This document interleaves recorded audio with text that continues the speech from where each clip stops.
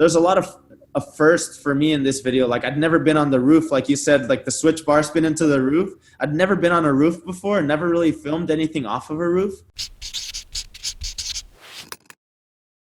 What's up, everybody? We just wrapped up the first ever digital feast contest, their digital version of Montpellier 2020.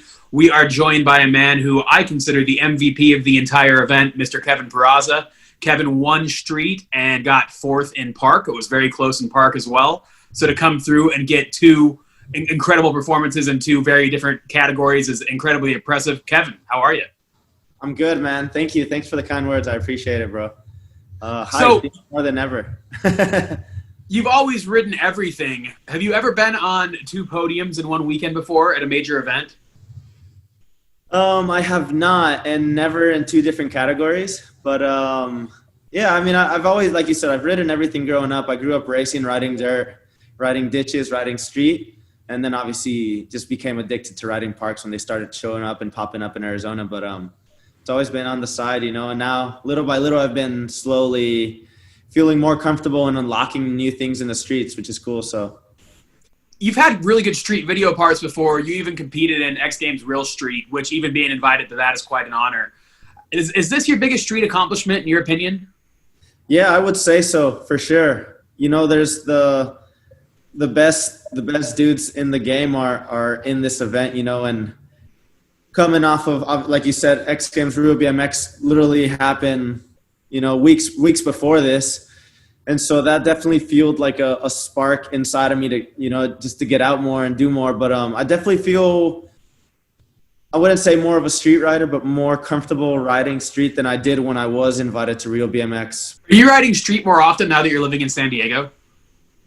Yeah, I mean, I think it's more or less who I get to ride with. You know, if I'm going to go out with Chad, we're going to go ride street. We're going to go cruise the Street Plaza skate park. But most of the time it is street, you know, and especially with COVID starting the year off, you know, a lot of events got canceled. You know how it is. And a lot of skate parks in the world got closed down. So we were technically forced to go ride street. I started a video project with Christian Regal, literally from just joining the sessions with him and Chad while they were filming a new video.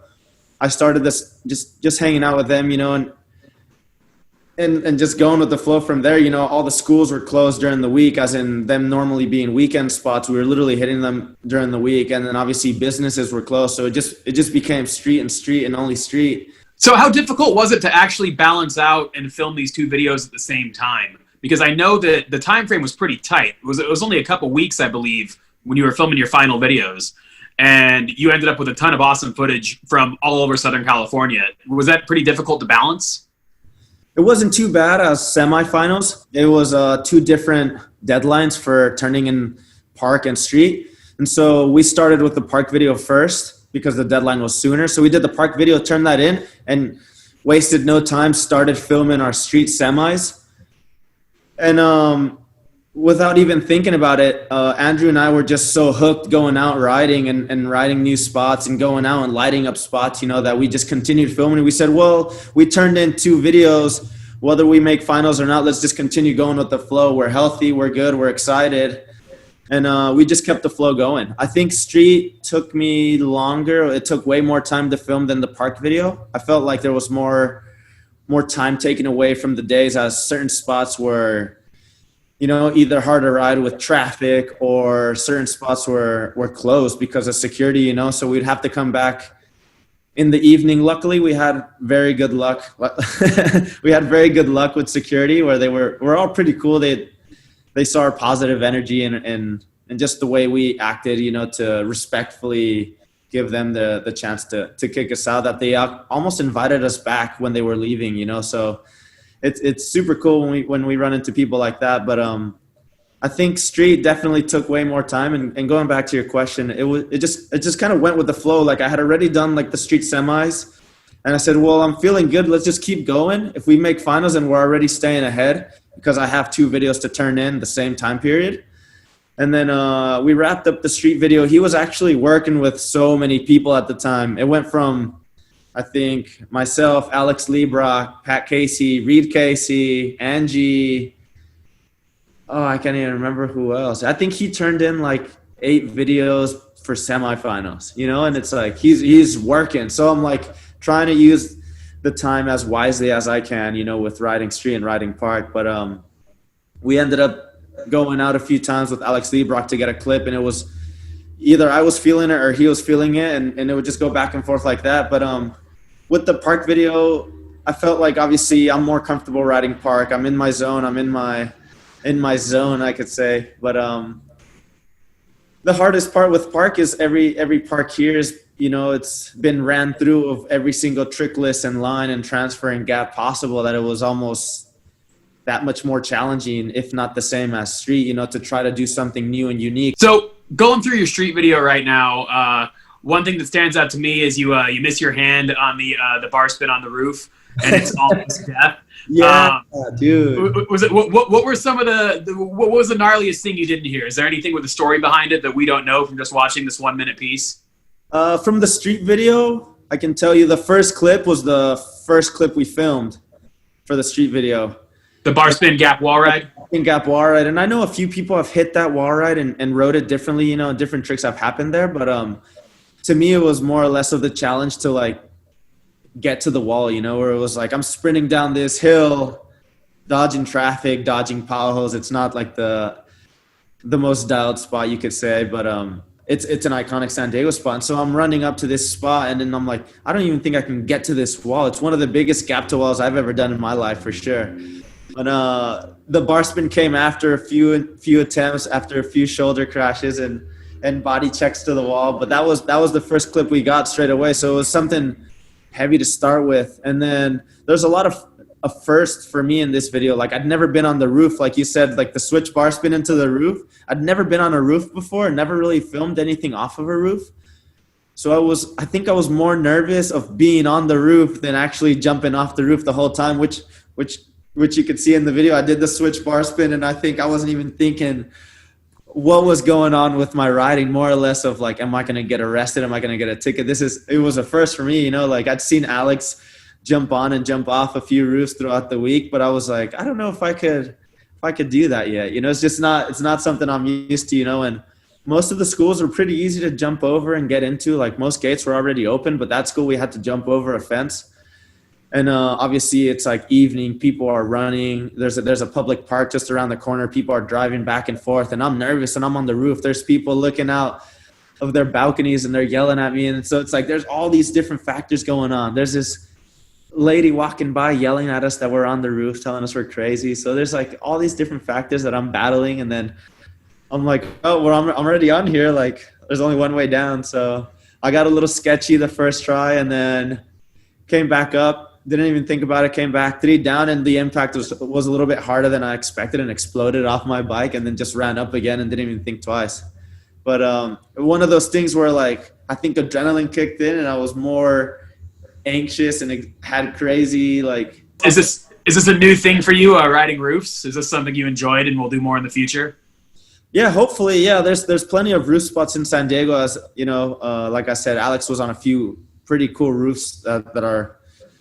I think that have been hit a few times, you know, so hopefully I can find something that's comfortable for me. I had gone out with, like I said, Chad and Christian earlier in the year. Chad was hitting some pretty dope roof spots as well, you know, that I could have potentially rode as well. But, you know, sometimes you have to pick and choose which roofs you want to jump off of. So, yeah, hopefully I can find different setups like that. At the end of the day, I want to find something fun and unique, something not so gnarly that I'm going to kill myself on. But it's definitely, you know, there's a risk for reward factor as well, you know, with getting tickets, arrested, or even injuries, but it's definitely fun for sure. Yeah, you're actually breaking the law. Technically, we were just checking the roof, so it holds up to some riding, so it'll be good. It'll be good for the rain. You'll be safe. Yeah, we'll be safe.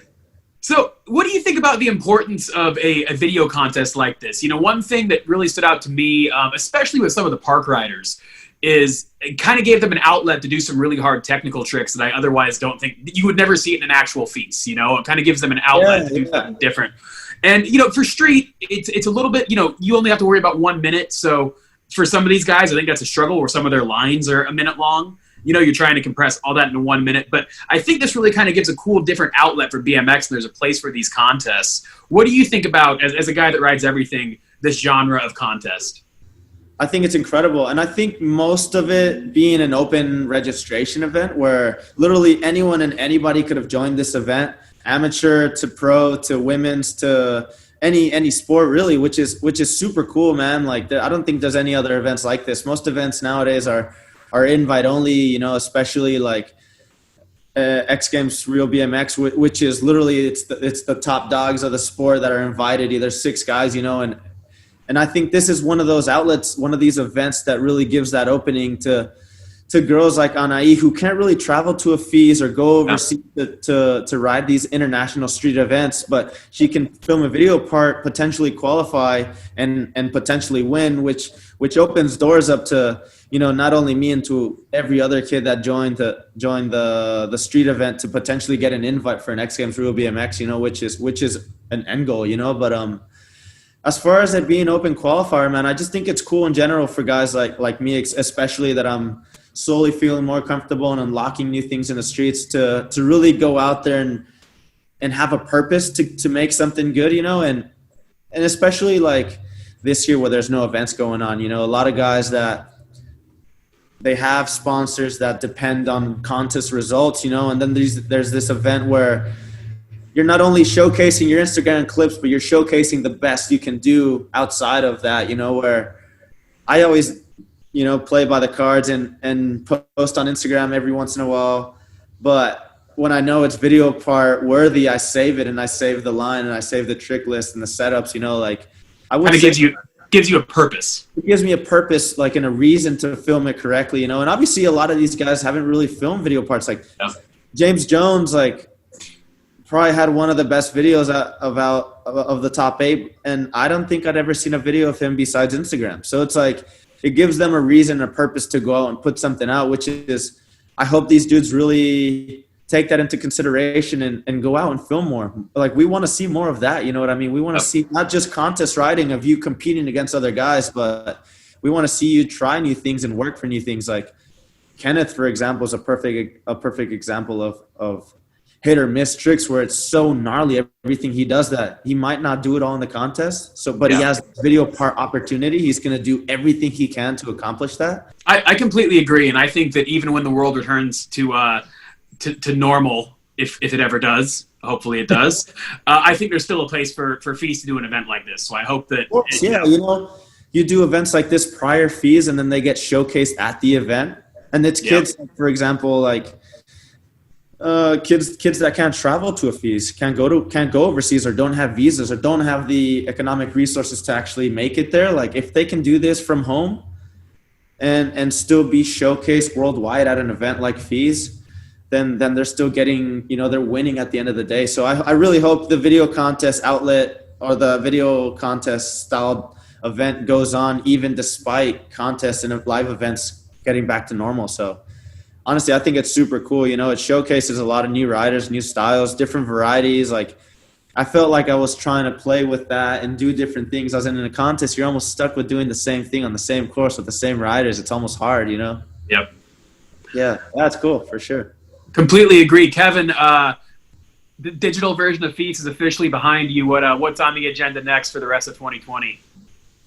Well, I'm super healthy despite a few crashes and injuries throughout the video process, but I'm more than inspired and motivated to get out in the streets, film more street videos, more park videos, produce and post as much cool content as possible from here to the end of the year. And honestly, you know, number one goal is to stay healthy and just enjoy what I have and everyone around me, man. I appreciate everyone that took the time to vote, everyone that really took the time to work on a video and actually produce something for not only yourself, but for everyone in the world to see. You know, I feel like there's events like these that are for everyone, you know, and despite you not being the best in the world, it's just cool to put something out there, you know, and I think at the end of the day, we're here for the good times, you know, and if we can produce that and showcase that to the world, then we're doing something right. And I hope I can share my excitement, my energy and motivation to everyone in the world that was watching and keeping up with this whole contest. I completely agree. I think that was pretty clear in all your videos. And I also think that FISE putting this on breathed some life into BMX in a time where it's kind of down. Exactly. You know, so I think it's brought a lot of positivity. To the whole live ceremony, you know, where they're celebrating as a family, a FISE family there. And they're showcasing us to the world, whoever's watching. And I think at the end of the day, if we don't have the opportunity to go to these events, there's always this second outlet of, live events, live videos, and live contests like this. So honestly, yeah, super appreciative of this opportunity. Andrew, for giving 110% throughout the whole process. My brothers, my friends, everyone out here, everyone that, honestly motivates me to keep riding, all my friends here in San Diego, everyone from back home, man, like BMX is an incredible place, to action sports in general. So big thank you to FISE, big thank you to you and all the outlets in BMX that are pushing this sport and helping us grow, and down for the cause. Honestly, that's it at the end of the day. If we all support each other, we're going to make it for sure. Kevin, congratulations. Thank you for the time. Yeah, no worries. Thank you, Kyle. Always, bro. Looking forward to seeing you soon. Sweet. Thank you.